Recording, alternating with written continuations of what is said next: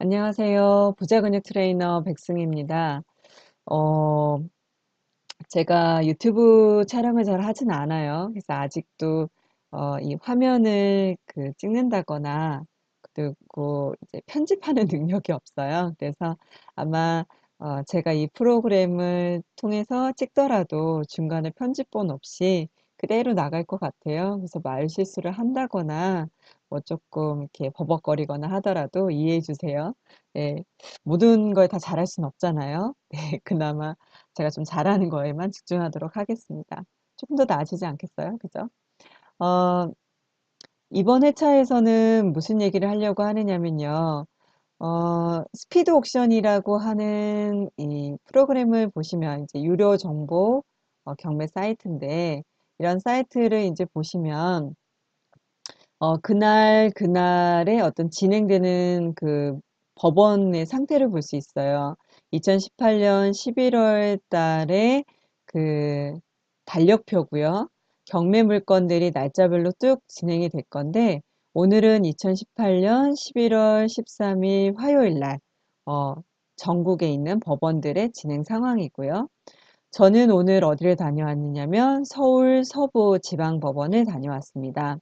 어, 7개라고 되어 있는 건 은행 창고에 있는 창고 번호들처럼 1번 창고, 2번 창고 이렇게 있는 것처럼 법원에도 즉 경매에도 개라고 하는 것이 있어서 뭐 1개, 2개, 3개, 4개 이렇게 쭉 개들이 나뉘어져 있고요. 그 각각의 개들은 물건을 부여받아서 이 어떤 날짜에 맞춰서 경매 물건들을 하루에 몰아서 팔아요.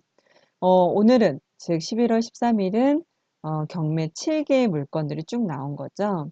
그래서 물건들을 한번 이렇게 쭉 보니까요.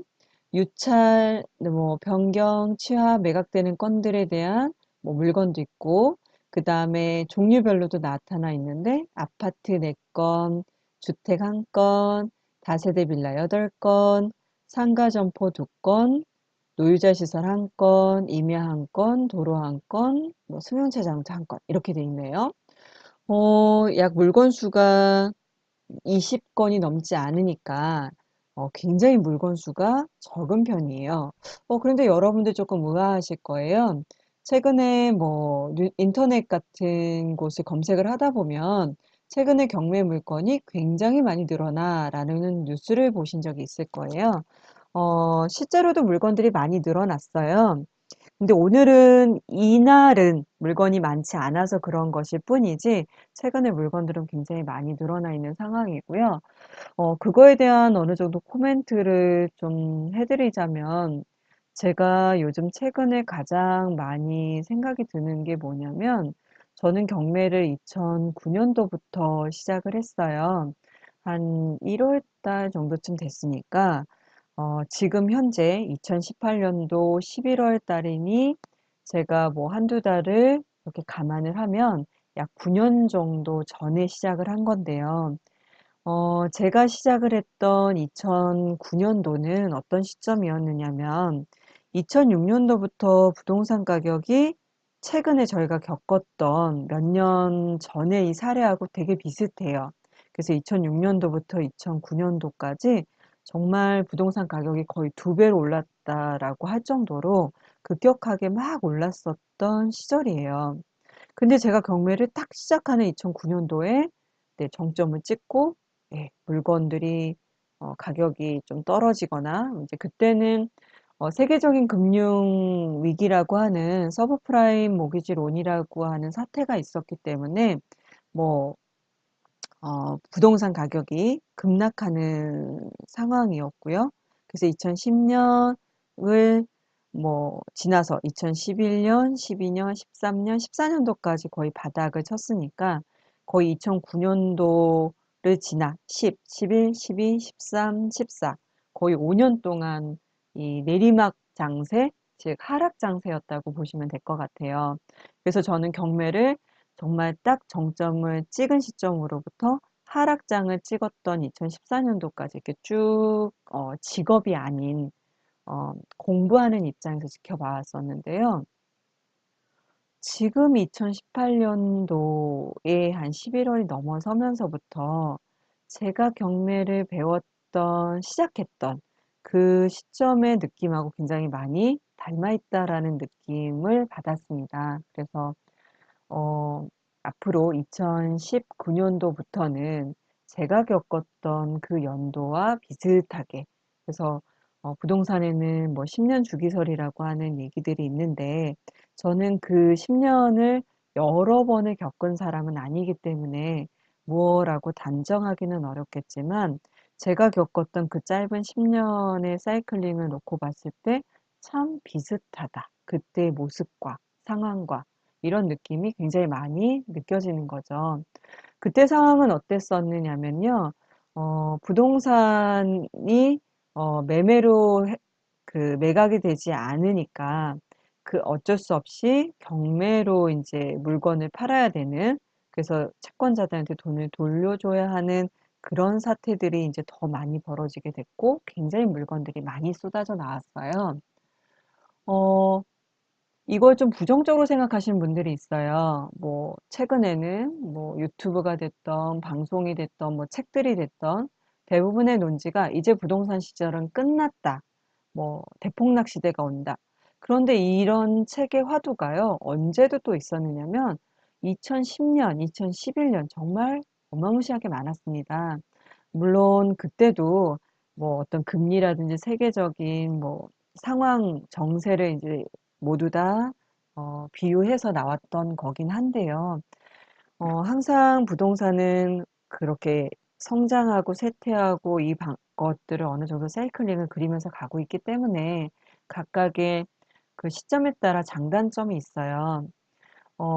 상승기에는 내가 산 시점으로부터 부동산 가격이 굉장히 빨리 오르기 때문에 부동산이 한번 사면 빠른 시간에 가격이 오르는 것을 목격을 하고 또 그 부동산을 팔아서 수익을 낼 수 있죠. 짧은 기간 안에. 그런 장점은 있지만 단점은 어떤 점이 있느냐면 하루가 다르게 부동산 가격이 오르니까 제가 어떤 판단이 명확하게 있지 않는 사람들은 지금의 가격이 너무 높아 보이는 거예요. 매 순간이. 그래서 사지 못하는 거죠. 주저하다 보면 놓치고 주저하다 보면 놓쳐서 결과적으로는 그렇게 놓쳐서 2018년도까지 와 버리신 분들도 많이 있으세요. 말 그대로 너무 급격하게 가격이 뛰니까 내가 시장에 딱 진입하기가 어렵더라라고 하는 게 좀 단점이에요. 그런데 내가 그 부동산을 잘 이해만 할 수 있다고 했다면 빠른 시간 안에 부동산을 샀고 팔면서 굉장히 높은 수익을 얻을 수 있었던 구간인 거죠. 그러면 하락기는 반대로 어떠냐면 부동산이 하루가 다르게 가격이 떨어져요. 그런데 내가 떨어져서 굉장히 싼 금액에 그 부동산을 샀다 하더라도 바로 팔 수가 없죠. 왜냐하면 사람들의 심리가 얼어붙어 있기 때문에 사주질 않아요. 애초에 매매세가 거의 없다라고 보시면 되세요. 그러니 내가 싸게는 살 수 있지만 당장 이 부동산을 팔아서 실제 수익을 보기는 어려운 구간. 그래서 하락기는 좀 장기 릴레이라고 보시면 되세요. 그래서 싼 가격에 사서 조금 장기적으로 보유하다가 정상화되는 시기에 내가 깎여서 샀던 금액만큼은 이득을 보는 거야, 수익을 내는 거야, 이렇게 접근하시면 좋을 것 같습니다. 그래서 뭐 상승기 때 요 몇 년 사이에 무조건 부동산은 사야 된다라고 막 내모르셨던 분들이나 또 최근에 "야 부동산은 이제 끝났어. 부동산 절대 하지도 마. 쳐다도 보지 마." 이렇게 얘기하시는 분들도 저는 좀 너무 극단적이라고 생각을 합니다. 부동산을 너무 "사라. 사지 마라." 이렇게 얘기를 하는 게 아니라 어 상승기 때는 이런 전략을, 하락기 때는 이런 전략을 이렇게 표현을 해 주는 게 더 맞지 않을까라고 생각을 해요. 그래서 우리가 어떤 시장의 흐름에 따라서 '내 전략을 달리 가져간다.'라고 생각을 하시고 물살이 셀 때는 그 힘에 더불어서 수용을 하고 물살이 아무것도 없을 때 내가 팔을 저으면 힘드니 잠깐 바위 위에 올라가서 쉬엄쉬엄 천천히 간다라고 하는 마인드처럼 움직이신다면 부동산은 상승기가 됐든 하락기가 됐던 내가 부동산의 어떤 그 이득을 볼 수 있는 부분인 건데, 그렇게 접근을 해주시면 좋을 것 같고요. 뭐 서론이 너무 길었죠. 어쨌든 뭐 오늘은 아파트 뭐 4건 정도밖에 없었기 때문에, 원래 아파트가 많아야 그다음 이렇게 입찰하시는 분들이 많아요. 근데 오늘은 거의 입찰장에 한 40명, 60명 정도쯤 됐을 것 같아요. 보통 경매장이 꽉 차야 됩니다. 한 100명, 한 200명 정도가 이렇게 있어야 하는데, 오늘은 빈자리가 보일 정도로 굉장히 사람이 적었고요. 또 저도 제 수강생분들, 경매 과정을 수료하신 분들을 모시고 갔었기 때문에, 저처럼 이렇게 수강생분들을 모시고 경매 과정이 이렇게 진행이 됩니다라고 하는 것들을 현장에서 수업을 하시는 팀들이 한두 팀들이 있었어요. 그래서 그런 팀들을 다 제하고 나면 3분의 2가 거의 경매를 공부하기 위해 왔었던 팀들이고요. 나머지가 한 3분의 1이 실제 입찰을 하기 위해 오셨던 분들이니까 실제로는 굉장히 적은 수의 사람들이 오셨다라고 보시면 될 것 같고요. 경매 물건이 앞으로 많아질 거고, 뭔가 사람들이, 많았을 거라고 생각을 하시겠지만, 경매는 부동산의 선행지수예요. 그래서 뭐 보통 3개월의 선행지수라고도 얘기를 많이 하는데, 앞으로 부동산이 떨어질 거다라고 예상이 되면 경매도 똑같이, 예, 미리 그것을 선반영해서 즉각적으로 움직일 수 있기 때문에 선반영을 해서 좀 움직이는 편입니다. 그래서 지금 입찰장에 사람들이 굉장히 없다는 얘기는, 뭐 오는 물건이 별로 메리트가 없는 물건들이어서도 있겠지만, 제가 최근에 이제 경매를 입찰을 해보고 이런 느낌을 보면 확실히 전보다는 낙찰가율, 즉 어, 내가 쓰는 금액이 많이 심리적으로 낮아졌고요. 입찰자도 조금은 낮아진 느낌이 있습니다. 앞으로는 더 하겠지만 어쨌든 그래서 오늘 이 한 20건 정도 되는 물건들 중에서 이렇게 빨간 색깔로 표시된 것들이 매각을 나타내는 것들인데요. 몇 개 정도 됐나 볼게요. 자, 3명 한 물건, 그 다음 2명이 입찰한 거, 두 번째 물건, 자, 그 다음에 한 명이 입찰한 거, 세 번째, 또 3명이 입찰한 물건, 네 번째. 즉, 전체 물건들 중에서 한 4건 정도밖에는 거래가 되질 않았어요. 자, 근데 좀 재밌는 거 하나가 있죠. 보니까, 여기에 자동차가 있어요. 지금 뭐 아파트, 다세대, 승용차 뭐 이렇게 쭉 있는데 그 중에, 이상하다. 분명히 우리는 부동산 경매만을 이 법원에서 파는 줄 알았는데 왜 자동차가 있지? 라고 생각을 하실 텐데요. 어, 좁은 의미에서는 부동산, 즉 움직이진 않지만 자산 가치를 가진 것, 네, 그래서 부동산이라고 부르는 거고요. 여기에는 움직이지 않는 것들이니까 토지, 건물, 그러니까 건물분에서 주택, 상가 이렇게 세 개의 카테고리가 있고요. 움직이는 것들도 있겠죠. 그래서 그걸 동산이라고 부릅니다. 움직일 동을 써서요. 그래서 움직이지만 똑같이 자산 가치를 갖고 있는 애들. 네, 자동차 같은 애들이겠죠. 하늘을 날면 비행기, 그 다음에 물 위를 간다 그러면 선박, 즉 배와 같은 애들도 모두 다 넓은 의미에서는 부동산의 카테고리 안에 들어갑니다. 그래서 법원을 가시면 같은 날 이렇게 자동차도 있고 선박도 있고 그렇게 되는 거겠죠.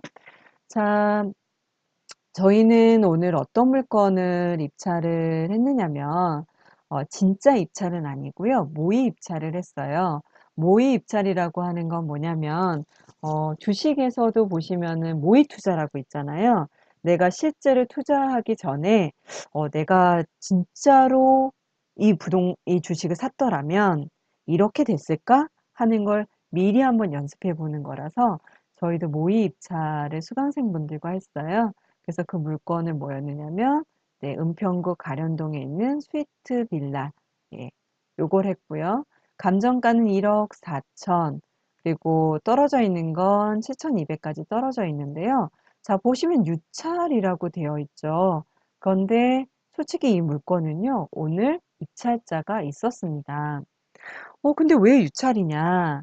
항상 경매는요, 매매하고 똑같아요. 그래서 어떻게 돼 있느냐면, 똑같이 계약금 10%를 겁니다. 그래서 그걸 입찰 보증금이라고 하는데요. 어, 오늘은 9천만 원에 시작이 됐었기 때문에 9,024만 원에 해당하는 10%가 일종의 계약금. 그래서 입찰 보증금은 920, 그쵸? 902만 4천 원이 되나요? 네. 요렇게가 입찰 보증금이었어요. 그래서 입찰자가 한 명이 있었는데요. 서류 미비, 즉 도장을 안 찍었거나 어, 안에 넣어야 될 입찰 보증금을 딱 맞춰서 넣지 않았거나, 즉 부족했거나, 혹은 뭐 인감 증명서를 가져오지 않았거나, 이런 식의 서류 미비로 해서 이분의 입찰은 실제로 있었지만 유찰, 즉 무효화돼 버린 거죠. 서류 미비는 애초에 입찰이 없었던 것과 같은 무효 효과가 있습니다. 그래서 이 무효가 돼 버렸고요. 그래서 오늘 이 물건이 유찰이 됐어요. 제 입장에서는 항상 낙찰이 될 만한 물건을 제가 골라서 가는데 좀 당황스러웠죠. 그래서 어쨌든 저희끼리 쓴 분들 중에 가장 높은 금액을 받으신 분들에게 줬는데요. 왜 그 물건들 중에서 이 은평구에 있는 물건을 골랐나, 그리고 그 한 명인 입찰자는 왜 9천만 원에 이런 물건을 들어왔나, 라고 보시면, 저는 이제 이게 유튜브기 때문에 뭐 어떤 특정한 물건을 가치 분석을 해드리기는 조금 어려워요. 그런데 또 코멘트를 안 해드릴 수는 없으니, 지하 물건임에도 불구하고 이 경매를 받거나 매매가 이루어지는 거는요, 두 가지 포인트가 있는 것 같아요. 첫째는 위치예요. 항상 부동산은 첫째도 위치고, 둘째도 위치고, 셋째도 위치겠죠. 자, 보면은 얘를 한번 열어서 볼게요. 위치는 뭐 요렇게 생긴 토지 모양에 저 멀리 보니 뭐가 있느냐면 지하철이 있어요. 3호선 연신내역, 6호선 연신내역, 즉 두 개의 호선이 지나가는 더블 역세권이죠. 이 더블 역세권으로부터 뭔가 한참 떨어져 있는 듯한 느낌의 빌라예요. 그것도 지하인 거죠. 자, 근데 주변을 보니까 대성고등학교, 대성중학교, 선일 이비즈니스고등학교, 선일초등학교, 선정국제관광고등학교. 즉, 이 근처로요, 생각보다 많은 고등학교, 중학교 학교들이 잘 포진이 되어 있어요. 그래서 역하고 상당 부분 좀 떨어져 있어도 학군이 나쁘지 않기 때문에 이 뒷자락에 있는 주택지들은 나름 그 선호도가 있는 곳입니다. 그러면 지도상에서 멀어져 보이는 이 모습을 우리가 실제로 나가보기 전에 좀 파악할 수 있는 방법은 뭐냐면 지도에서 한번 자를 대보는 거죠. 보시면 이제 전자지도라고 하는 거를 눌러서요. 여기 보시면 거리, 면적 있어요. 거리를 한번 쿡 누를게요. 자, 그러면 이 해당 부동산으로부터 쿡 누른 상태에서요. 실제적으로 내가 걸어갔으면 이렇게 걸어갈 거야. 아마 지하철역까지 라고 하는 동선에 따라서 쭉 그려주세요. 뭐 편하신 대로 난 이렇게 갈 거야. 뭐 해도 상관없는 것들. 대로변을 나와서 우리는 지하철을 향해서 가야 되잖아요. 그래서 아이고 잘못 찍었네요. 아이고 네 다시 할게요. 아마 이게 제가 편집에 능했더라면 다시 갈 텐데 저는 편집에 능하지 않기 때문에 그대로 다시 갑니다. 네. 여기서부터 다시 찍을게요. 요 골목길을 돌아서 저는 큰 길로만 한번 가보도록 할게요. 지하철역까지. 좀 다소 따분할 수는 있겠지만 걸어서 6번 출구까지 갑니다. 자, 그래서 클릭을 마감을 지시면 총 거리가 약 900m, 즉 1km가 좀 안 되는 거죠.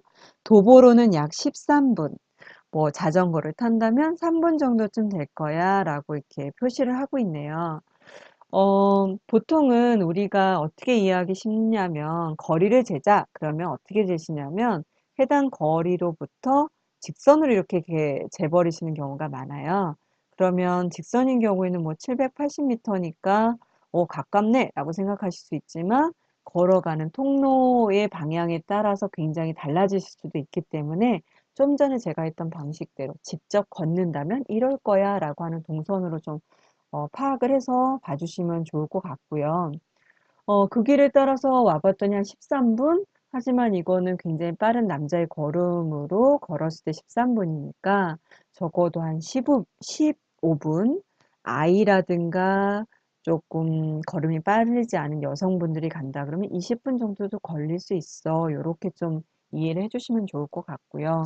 역에서부터 굉장히 가까운 거리는 아니지만 걸어가시기에 무료함이 있는 곳은 아니에요. 반 이상이 이 상권, 즉 로데오 상권으로 둘러싸여 있는 상가를 지나서 가기 때문에 나름 뭐 지루한 느낌 없으시고 위로 살짝 언덕이긴 하지만 조용한 주거지를 들어서고 나면 뭐 학교들이 들어가 있는 곳이라서 나쁘지 않은 입지다라고 생각하시면 될 것 같고요.